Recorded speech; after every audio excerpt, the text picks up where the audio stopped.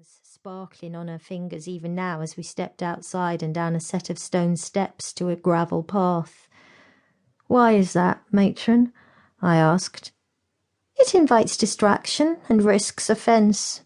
A crucifix, for example, might cause discomfort for our Jewish patients and benefactors."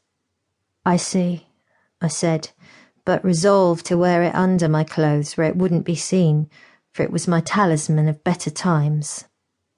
The hospital's garden filled in the wide space between its west and east wings, the dense flower beds having already begun to shed the last of their blossoms and colour with the coming of autumn.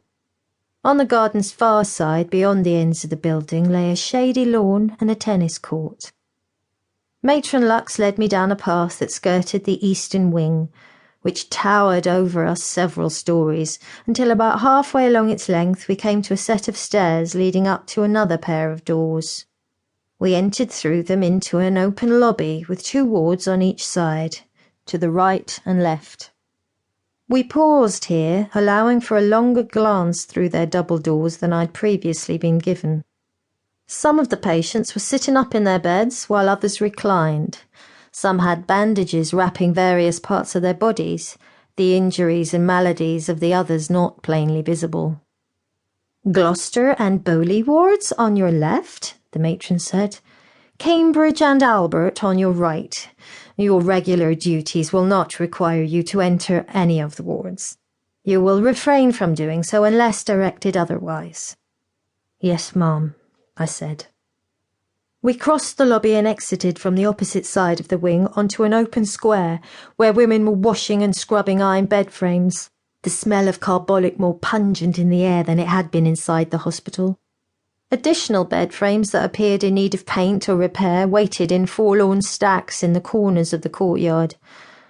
A third hospital wing enclosed the square on the opposite side and to the left, and a somewhat forsaken quality oppressed the space. "That is the grocer's wing." Matron Lux pointed across the way and then nodded toward the women at work. "And this is commonly referred to as Bedstead Square for obvious reasons." We descended a few steps and turned to the right, strolling down the length of the square, and a short distance later we reached another flight of concrete steps, these leading downward to a low wooden door into what appeared to be the basement of the east wing. Matron Lux halted before the top of the stairs. "That door leads to Mr. Merrick's quarters." I looked again, suddenly fearful and a mite curious. The door had a fanlight above it and a narrow sash window at its side, through which I wondered if the Elephant Man was watching us even then, just on the other side of the darkened glass. At that thought, I felt a prickly coating of unease spread over my scalp. "We will return here later," the matron said, and strolled on in the direction we'd been going. "When we do so, you will curtsy upon your introduction to Mr. Merrick. You may offer him your hand to shake if you wish, but as a maid that is not expected of you. I can, however, say that he would deeply appreciate it, and he may extend his hand to you. When it comes to members of our sex, he has a kind of general infatuation, but it is naive and quite innocent, I assure you." "Then I shall take his hand," I said, though the thought unsettled me. But I did wish to be kind to him. "Good. I've not found a way to adequately prepare a person for their first encounter with Mr. Merrick.